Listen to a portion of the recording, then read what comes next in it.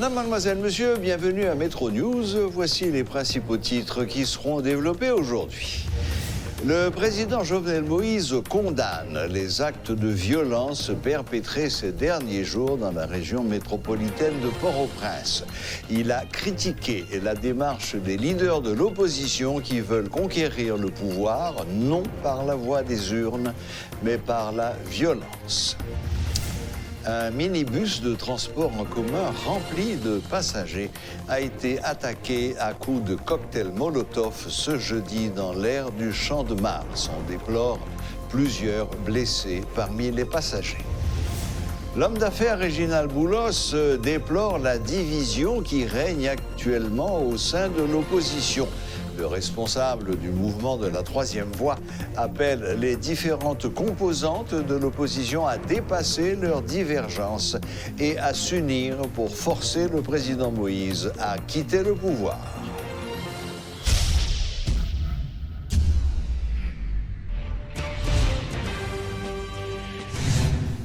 Le chef de l'État assure que son administration s'évertue à tout mettre en œuvre pour favoriser la reprise des activités économiques.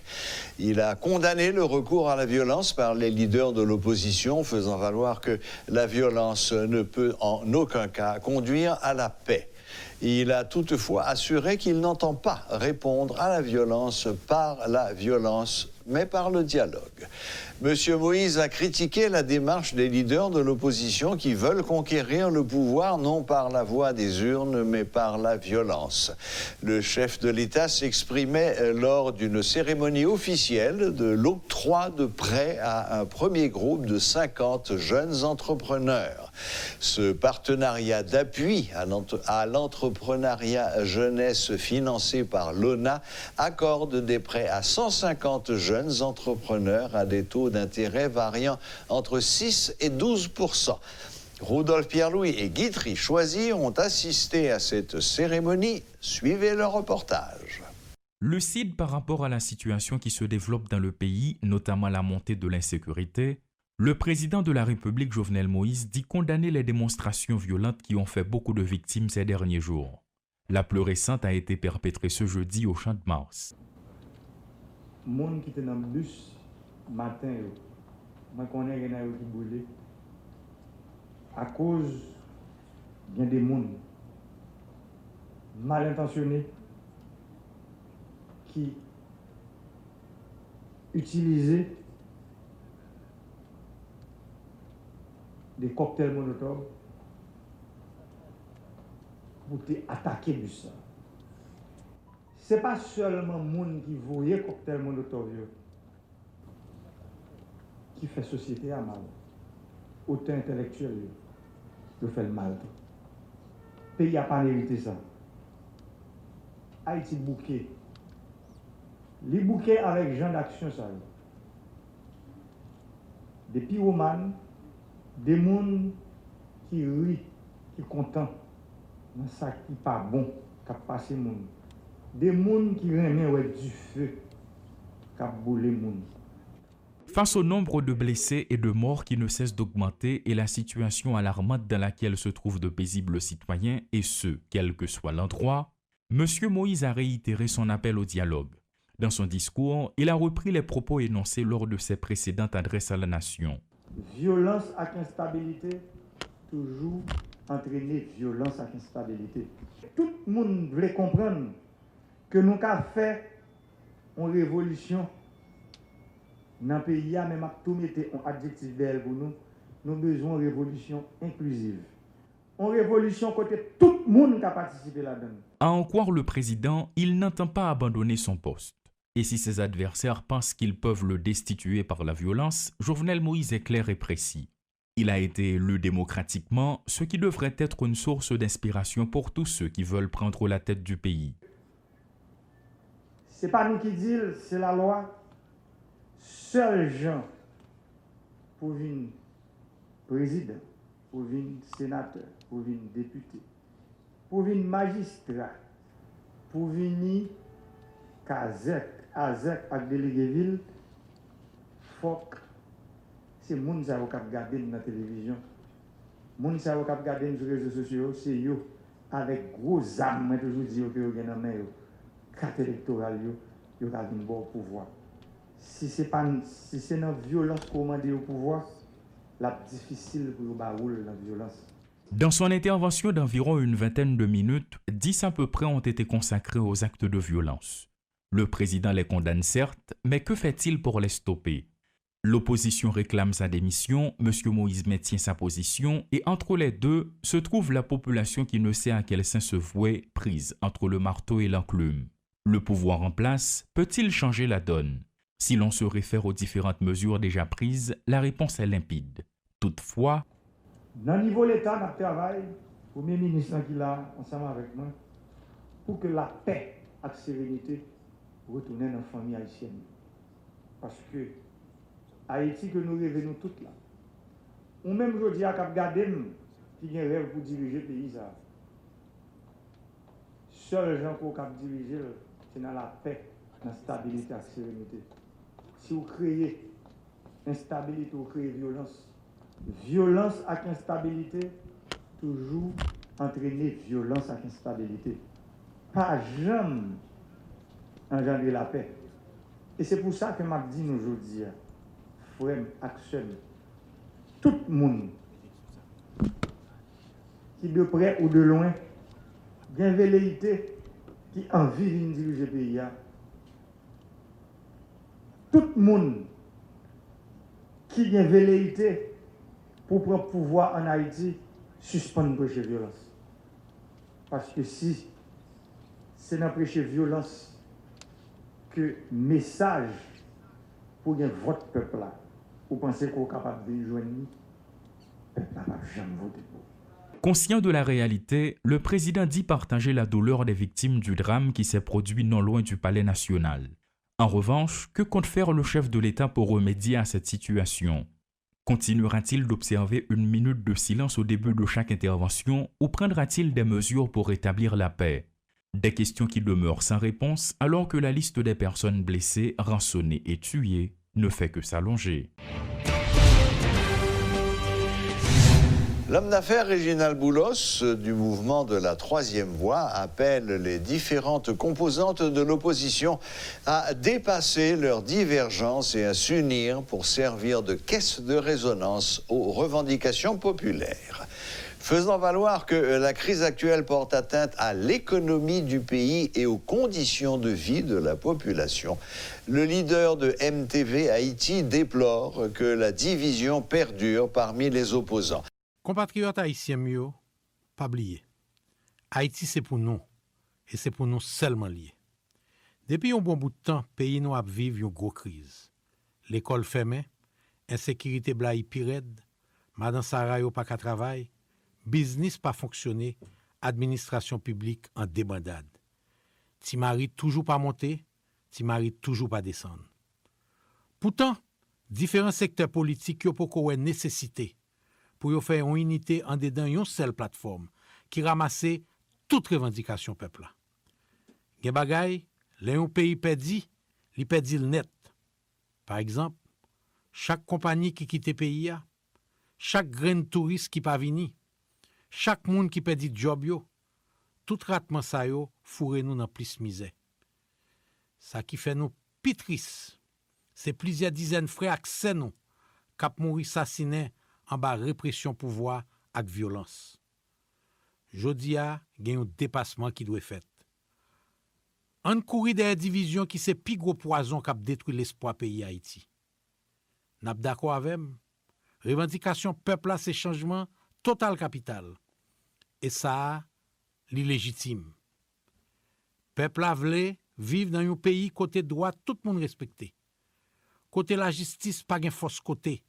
Côté la santé, l'éducation, travail, manger, dormir, qu'est posé, pas privilège yon seul groupe monde. C'est ça barricade yo vle di. C'est pour ça peuple a goumen, sans violence. Menti, promesse, démagogie, c'est dans bêtise Jovenel a passé peuple là. Tant pour Jovenel t'a mette quichoy sous table là. Li pito krasé toute assiette ak toute table là. Dans bouche Jovenel dit la pas attaquer système non. Mais en réalité, li campé red kouke makak comme dernier rempart qui a protégé le système là. Un système qui pas qu'à kembe encore et qui rive dans tout bout. MTV Haïti a toujours kembe flambeau revendication peuple là, sans violence. Toute force qui voulait réaliser nouveau rêve collectif ça doit rassembler pour offrir une seule solution. C'est pas seulement peuple là pour nous quitter à faire sacrifice. Bourrique pas travail pour choisir vin galonné. Aucun sacrifice n'est trop grand pour notre Haïti. Le président de l'Association des industries d'Haïti, Georges Sassine, salue le travail réalisé par le Conseil supérieur du salaire, qui a remis son rapport en temps et en heure. Monsieur Sassine s'est gardé de commenter le passage à 500 gourdes du salaire minimum journalier des employés de la sous-traitance, notant toutefois qu'au taux d'inflation de 20% a été appliqué pour ce secteur alors qu'il est de 19,5% en réalité. L'ajustement du salaire minimum à 500 gourdes par jour pour les ouvriers de la sous-traitance est considéré comme insignifiant par les acteurs du secteur. Monsieur Dominique Saint-Éloi du CNOA rejette l'ajustement, faisant valoir que les revendications des ouvriers sont de 1500 gourdes par jour combinées à des avantages sociaux. C'est un salaire de tuberculeux, lance-t-il, expliquant que les ouvriers ne pourront pas acheter les produits de première nécessité dont les prix ont connu une hausse exponentielle. Monsieur Télémaque Pierre, de son côté, leader syndical du secteur ouvrier, refuse lui aussi le salaire, arguant qu'il s'agit d'une action visant à casser la mobilisation des ouvriers. C'est de la poudre aux yeux, a martelé monsieur Pierre. Il annonce la poursuite de la mobilisation en vue d'obtenir la démission du chef de l'État, l'accusant de ne pas prendre en compte les revendications des ouvriers. Yo prend un petit grappe d'ail 80 gouttes, yo mettez sous 420 gouttes que ouvrier t'a touché qui baille 500 gouttes. 500 gouttes là, alors révisé l'année passée 420 gouttes là, il était $6,06 centimes. Année ça, $5, living sac bail là, je dis qui c'est 500 gouttes là, c'est $5,13 centimes. Ça veut dire le salaire ouvrier, il révisé à la baisse. Ça son crime. Salaire ça son salaire criminel lié, son salaire assassin qui est lié. Je ne dis à nous déplorer pouvoir PHTK qui sont pouvoir tuer le patron, qui sont pouvoir marrer dans pied table patron. Ça veut dire Jovenel Moïse pas qu'à représenter ouvrier dans un pays. Je dis à lui clair que nous pas un représentant dans CSS là et journée jodi nous pas qui sa recommandation CSS a été nous pas danser coller à question soi-disant ajustement qui fait là parce que il diminue sous salaire nous selon article 137 code travail là il dit en aucun cas yo pas qu'à réviser salaire ouvrier à la baisse et malgré que yo met 80 gouttes salaire ouvrier li à la baisse et c'est dans optique ça nous même nous dit c'est mobilisation manche longue sous toute forme qu'elle bralier et à partir 1er novembre qui se passe là, nous dit patron yo pas manger 5 centimes sous l'argent ouvrier pour voir dans ONA. Si Jovenel toujours être dans tête d'État, ça qui arrive toute compagnie yo quitter Haïti, yo dit pas de stabilité, pas un ensemble de paramètres qui pas respecté pour travailler en Haïti. Et c'est dans optique ça nous même nous dit Jovenel pressé laguer plus pour nous travailler dans stabilité pour gagner plus d'emplois pour emploi nous yo garanti dans le pays. L'ex-sénateur Steven Benoît, qui avait été à l'origine de la loi sur le salaire minimum en 2009, rejette lui aussi les 500 gourdes qu'il assimile à une réduction de salaire en raison de l'inflation. Il soutient que les ouvriers ne pourront vivre décemment avec un salaire mensuel de $123 américains. De plus, il presse les autorités à modifier la loi sur l'impôt sur le revenu individuel afin de maintenir l'exemption pour les faibles salaires du secteur de la sous-traitance. Les activités commerciales ont repris normalement au niveau de la région métropolitaine de Port-au-Prince ce jeudi. Des embouteillages ont même été remarqués dans certains points de la capitale. Une équipe de Radio Métropole a sillonné plusieurs rues de Port-au-Prince. Suivez ce reportage. L'autoroute de Delma reprend des couleurs après 2 mois de blocage. Commerces de proximité, stations-service, marchés informels et supermarchés ont réouvert leurs portes. Une tendance qui s'accentue de jour en jour. Les transports en commun fonctionnent sans aucun problème dans leur grande majorité. Toutefois, le Champ de Mars a été théâtre de l'attaque d'un minibus en début de matinée, incendié au cocktail Molotov par des individus non identifiés. On compte 1 mort et 2 blessés parmi les passagers qui étaient dans le véhicule lors de l'attaque. Les autres sont en état de choc. La carcasse a été rapidement retirée de la rue Mani, jouxtant le Palais national. Le Champ de Mars est plutôt calme lorsque nous arrivons sur les lieux. Différents détachements de policiers sont déployés sur les axes stratégiques de la plus grande place de la capitale. Les citoyens vaquent paisiblement à leurs occupations, tandis que d'autres profitent de l'accalmie pour discuter à l'ombre des arbres dans une chaleur suffocante. Les voitures immatriculées service de l'État ont elles aussi réinvesti les rues, notamment aux alentours du Palais national. En revanche, contrairement aux habitudes passées, dorénavant, les sirènes se taisent.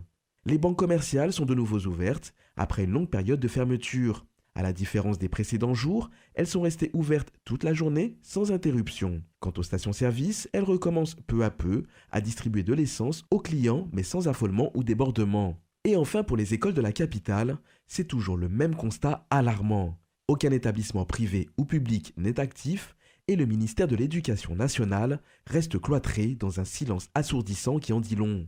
La rentrée effective n'est pas pour tout de suite, malgré une nette reprise des activités dans l'aire métropolitaine. Alors que le pays s'enfonce dans un marasme économique sans nom, la future génération d'Haïtiens est une nouvelle fois sacrifiée par les politiques de tous bords au nom de leur ambition, et l'année scolaire part en fumée, lentement, mais sûrement.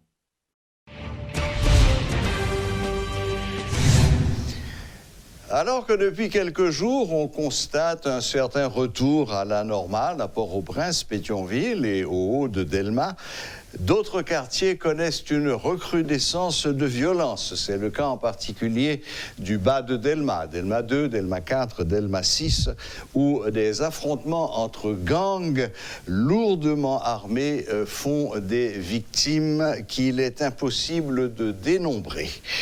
Notre invité de ce soir est M. Pierre Josué Agénor-Cadet et c'est le ministre AI de l'Intérieur que nous recevons. Bonsoir, Monsieur Cadet, et merci d'avoir accepté l'invitation de participer à Metro News ce soir. Bonsoir Serge, et bonsoir à tous téléspectateurs et télémétropoliaux, notamment et monde qui a écouté Metro News, qui a regardé et tout partout, et on nous dit sur la terre parce que c'est pas seulement en Haïti, il a regardé, c'est tout partout. Donc c'est un plaisir de partager. Bon, Monsieur Cadet, et d'après ce qu'on dit, c'est pas par hasard que toute violence a faite, et où t'es même arrivé accusé, mais sans toutefois ou pas nommer aucun nom, où t'es arrivé à accuser un ancien officiel qui t'a dans distribution ZAM by gang. Alors, d'après vous, Monsieur le ministre, qui expliquait dégradation, situation que l'on a constatée depuis 2-3 jours là? Bon, je pense que, ou bien dit, le Serge, sont dégradations qui dépassent tout le monde, et qui révoltent tout le monde, qui viennent rendre tout le monde bouquet tout. Et cependant, nous-mêmes dans l'État, tout, nous prenons pile mesures, dans pile bagarre fait là, dans pile enquête, ou sur 10 à nous sommes déjà sur un pile piste. Et parce que nous connaissons déjà depuis après 86, et dans le pays d'Haïti, il y a pile monde qui était armé, il y a pile d'armes qui étaient dehors, et il y a une politique des armements qui est faite qui n'est pas total capital. Et je ne vous dis pas que la vie non petit gens exagéré. Et bien côté surtout, je vois des gens qui étaient soit qui étaient dit là ancien officiel, parce que c'est ça jusqu'à présent sous nous qui a marché distribuer les armes un peu partout dans le pays. Et je dis a gagné un pile enquête qu'a peine, gagné un pile piste que nous gagnons, et les forces publiques a préparé tout parce qu'on est dans un état démocratique ou pas arriver à arrêter tout le monde selon ça ou dit ou selon ça faut avoir preuve à l'appui. Mais je dis à nous avons toute pission et je dis à force publique apparaît pour mettre main sur quelqu'un pendant un moment que y a distribué des armes. Et sociaux même fait connaître des gens tout qui ancien officiel, même tout actuel officiel tout là dedans. D'après ça nous avons comme bonne source information. Et je dis c'est tout ça là nous mettons équipe qui travaille sur eux pour garder si on péter tout le monde sur ma côte parce que c'est pas possible pour nos sociétés pour rendre tout le monde esclave, pour rendre tout le monde prisonnier et moun yo pas qu'à sortir et actes de violence, zam a tiré tribo babo alors que c'est pas force publique et qui est légalement constituée qu'a fait. Et Jean-Martin m'a parlé avec nos amis, me dit question zam nan sont gros danger lié. D'ailleurs me dit chaque individu qui est légalement armé lui-même c'est un éventuel assassin même laissé légalement des armes dans monde. Mais un individu lui-même qui illégalement armé, ils sont criminels. Et je dis, on va attendre ça passer, peut-être on va parler des actes de violence, mais je dis là, on qui révolte conscience tout le monde dans la société, pas seulement le monde qui est dans l'autorité de l'État, mais c'est tout le monde net, question passée côté des bandits sans foi ni loi, et bien, qui n'ont pas arrivé à identifier, vous voyez cocktail Molotov, et bien, sous un autobus qui était chargé de monde là-dedans. Et il y a des gens qui blessés en pile, mais heureusement, et bien, il y a des gens qui blessés à 45% là-dedans, eux-mêmes, et qui étaient recevoir dans l'hôpital général, les cas étaient dépassés, et bien, autorité de l'État, notamment le ministre de la Santé, a couru pour ça en charge, et bien, était expédié dans l'hôpital qui, côté au cap, répondre à soins de santé que l'État exige. Donc, nous pensons aujourd'hui que ce n'est pas seulement l'autorité de l'État, c'est tout le monde dans la société qui comprend le danger ça que aujourd'hui et c'est pour tout le monde qui peut aider l'État, aider la police, aider la justice. Parce que là, on a parlé de force publique, nous restons surtout et la police, mais nous sommes capables de mettre tout et l'armée avec elle, parce que même dans la Constitution, il est clair que l'armée, à des moments, est capable de porter main forte à la police pour résoudre ces questions. Même d'aujourd'hui, nous sommes de très bonnes pistes et sous question, par exemple, tout récemment là dans la zone sous frontière, eh bien nous arrivons à piste, nous saisissons une équipe cartouche qui t'a rentré dans le pays et avant ça même, tu as une cargaison d'armes qui t'a saisi, nous sommes en prison. Donc, quand pile l'autre monde tout, nous sous piste pour nous capables de joindre parce que quand pile zam y a marché distribué tout partout pour capable troubler la paix sociale dans le pays. Donc nous même en tant qu'autorité de l'État, eh bien on prend responsabilité nous pour nous agir et contre tous les actes ça yo et jodi a nous que des actes qui plus semblent avec des actes terroristes. Donc nous osons dire et nous souligner le tout. Donc c'est des actes qui pas actes ordinaires qui arrivent semblent avec des actes terroristes. Tant que ça passe matin là sous champ de masse et côté autobus ça qui chargé passager là-dedans ou par contre combien que tu as mourir dans yo. Donc avec ça que tu fait là. OK. Et monsieur le ministre, est-ce que c'est à cause de rumeurs, ça, qu'on fait parler de Yoa, rumeurs qui veut dire que même il y a des officiels actuels qui ont dans business de distribution d'armes là, est-ce que c'est à cause de rumeurs, ça, que vous êtes sans tout obligé de préciser que le ministère de l'Intérieur pas dans distribution d'armes? Bon, le ministère de l'Intérieur pas dans distribution d'armes, pas vrai? Parce que même dans le ministère de l'Intérieur, peut-être pas, nous pas des armes.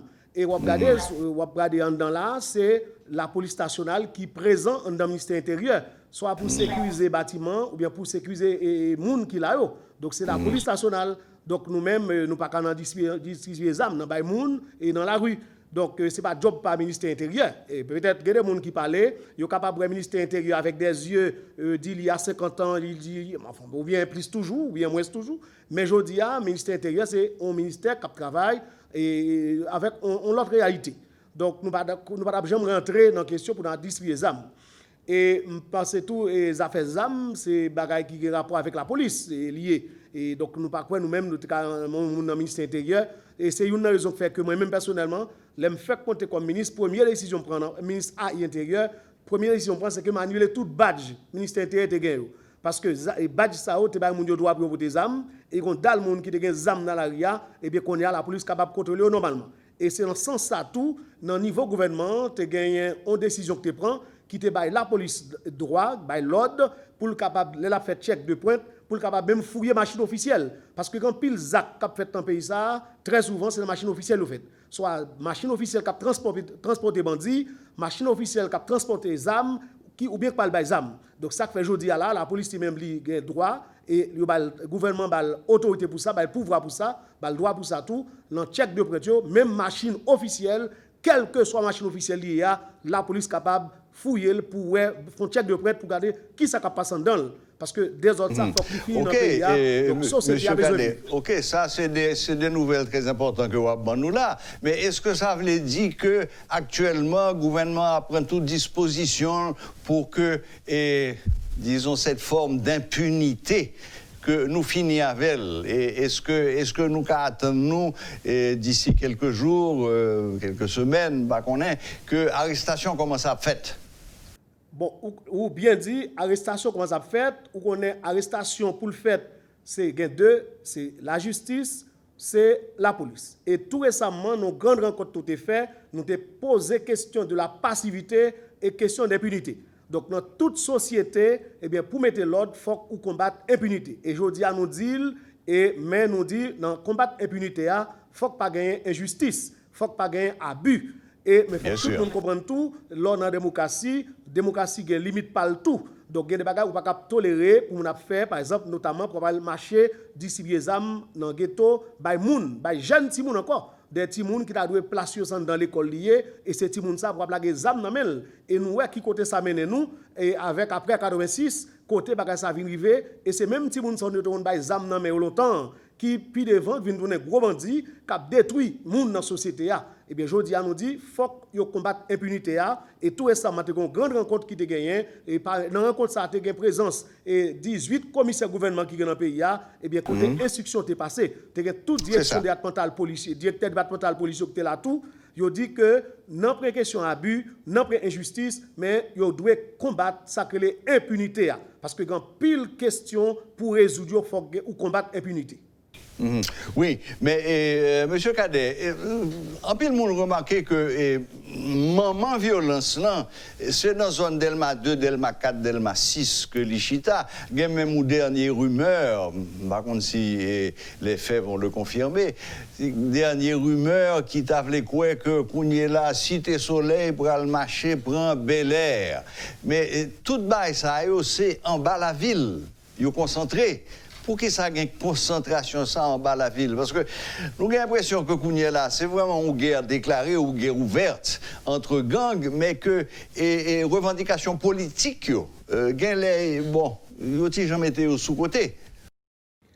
Bon, revendications politiques, revendications sociales, est-ce que sous-côté, nous pas quoi? Et nous pensons qu'il faut toujours des revendications dans nos sociétés. Et sous plan politique, sous plan économique, et sous plan social. Mais ce n'est pas aujourd'hui, nous connaissons depuis longtemps, et c'est même question ça nous dit, c'est parce que justement, il y a trop de monde qui armés illégalement dans le pays, et c'est ça qu'il faut venir une lutte en gang et gang. Et je dis à tout, instruction passée à la police nationale, et bien pour le faire travailler comme ça doit. Et il toujours fait travailler comme ça doit, mais dans le respect de la loi de 1994 qui a créé la police nationale là, et respect toute loi. Donc, de manière à ce que les hommes et la police, avec la justice, procèdent à l'arrestation pour pas venir déplacer les questions pour dire ces affaires politiques. Donc, je dis, nous dit, nous avons une société qui est en otage par un groupe de monde, soit qui armé ou bien qui distribue des armes à travers tout le pays, parce que ça fait en plusieurs côtés, et qui gagne tout en sorte de persuasion et pour créer la Perez la Caïmounio. Par exemple, je regarde hier là, dans le nord-ouest pays d'Haïti, côté l'école là a fonctionné depuis longtemps là à 100%, dans le nord-ouest, l'école a fonctionné à 100%, et bien hier là, il y a une équipe, et il y a par contre qui côté sorti, un petit groupe qui sorti de l'autre côté, qui vient annoncer que mes moun gonaïve a monté, a marché, vient pour le nord-ouest. Et ça, la gros panique dans l'école, et Timoun a sauté l'école, parents courir à chercher Timoun, mais dans quelle situation nous y est? Et bien, c'est même bagage ça, et bien, les bagages d'armes, et bien, on sait des laboratoires qui ont fabriqué, on sait des bagages pour créer la paix, et c'est tout ça qui vient poser problème. Mais bon, vous êtes aussi ministre de l'Éducation nationale, donc m'a profité de présence là, rapidement, en 2 minutes, et qui l'a espéré que l'école recommence à fonctionner, en particulier dans la zone métropolitaine Port-au-Prince là? Bon, l'école là lui-même, et me saute expliquer une situation de la Perez, il faut qu'il y ait un bon genre de sécurité. Et je dis, la justice et la police garantissent la sécurité ça. Et où qu'on en vend, dans quelques jours, ça, ou dans l'ouest là, tu as une barricade tribord à bord, et bien, il y a un pile effort qui fait avec aide et génie militaire, et corps du génie militaire, et SNGRS, et TPTC, CNE, et la police, eh bien, où est un pile côté, moun yo t'a dressé et t'a porté atteinte à la liberté moun, nan monté gros muraille pour moun pas passer, eh bien, je dis ouais, sont l'autre réalité qui gagne. Donc maintenant, il y a instruction tout qui passait et pour capable de patrouille et un peu partout, pour tout côté capable de sécuriser. Parce que pour tout le monde à l'école, il faut qu'il y ait un bon genre de sécurité. Mais j'en doute aller là. Par exemple, regardez dans le département nord-est, l'école a fonctionné à 100% présence élèves. Dans le nord-ouest, c'est la même situation. Dans le grand dense pays, l'école a fonctionné à 70 à 75%. Et c'est seulement dans Grande Ville qu'il y a un problème. Dans le plateau central, eh bien, l'école a plus de 75%. Et c'est deux côtés seulement pas de l'école. Et c'est dans Hinch avec dans Mirbalais. Eh bien, jeudi à là, eh bien, l'école commençait à fonctionner timidement et dans Hinch et dans Mirbalais. Donc, vous gagnez dans le sud-est, par exemple, sous 10 communes, l'école a fonctionné normalement dans 7 communes. Et dans l'ouest, c'est la situation plus difficile avec dans la capitale, là, dans Port-au-Prince. Mais juste, même dans l'ouest, il y a pile l'école qui fonctionnait. Mais malheureusement, il y a sous pression. Et des fois, où je des gens qui étaient derrière un micro et qui parlaient et qui dit, mais telle école qui a fonctionné, ils demandent pour l'attaquer. Donc, nous pensons qu'en 2019, approche obscurantiste, ils sont pas capables de mise. Et nous toujours disons, empêcher l'école de fonctionner sont à criminels liés. Parce que là, ou pas vle ti moun dans l'école là, ou gâcher avenir ti moun nan, l'op gâcher avenir ti moun nan, c'est en même temps tout et devenir nation que ou hypothéquer, que ou détruit. Donc je dis on pense que nous disons à plusieurs reprises, nous dans un état démocratique, tout le monde libre et libère pour faire passer revendications, mais il faut tout le monde tout respecter droit l'autre monde. Et c'est ça qui est démocratie. Donc, en démocratie, ce n'est pas un monde pour dire, ou créer la pérèse, ou péter tension pour faire mon père sortir dans la rue. Donc, nous pensons que ça n'est pas de mise. Et tout récemment, ça a fait un gros blague dans Port-au-Prince. Côté derrière micro, et un groupe a annoncé carrément, et eux-mêmes, ils n'ont pas couvre-feu. Donc, c'était à partir de 7 heures, les gens ne pas sortir dans la rue. Heureusement, dans soit ça, moi-même, personne dans la rue, et là, on annonce nouvelle dans le bloc Chanmas, et on a plusieurs machines, qui jusqu'à bien tâter dans la rue. Et dans même à tout, on est passé dans le Soudelma, on est passé dans la zone Bétionville, l'activité a fait normalement. Donc, nous pensons que aujourd'hui, et Jean Doulia, pour l'école capable de fonctionner normalement, il faut gagner bon gens de sécurité et toutes mesures déjà prend au niveau de la police, au niveau de la justice, pour capable sécuriser la population pour toute activité arrivée faite normalement. Bon, eh bien, et merci beaucoup, Monsieur le ministre de l'Intérieur, merci beaucoup, Monsieur le ministre de l'Éducation nationale, et où nous nouvelles dribo babo, et où nous garantit que à l'heure actuelle, il y a une reprise en main par l'État de cette situation d'insécurité qui a grandi dans le pays. Merci beaucoup, merci, Monsieur Cadet, et bonne fin de soirée. Merci et pareillement, Serge. Au revoir. Voilà, c'était Monsieur Pierre-Josué Agénor Cadet, double casquette, ministre de l'Intérieur et ministre de l'Éducation nationale. Nous avons d'abord reçu le ministre de l'Intérieur qui nous a parlé des dispositions qui étaient prises pour ramener la paix et éliminer la distribution d'armes qui se fait, des dossiers, des enquêtes. Apparemment, on doit s'attendre à quelques arrestations dans les jours qui viennent. Et puis, pour ce qui est de l'école, on a eu un tableau à travers tout le pays de ce qui marche et de ce qui marche un peu moins bien. C'est évidemment à Port-au-Prince que le cas est le plus grave. Voilà, la boucle est bouclée. Merci de nous rester fidèles et à la prochaine, même heure, même chaîne. N'oubliez pas, Métro News en différé sur YouTube à l'adresse Métro Télé.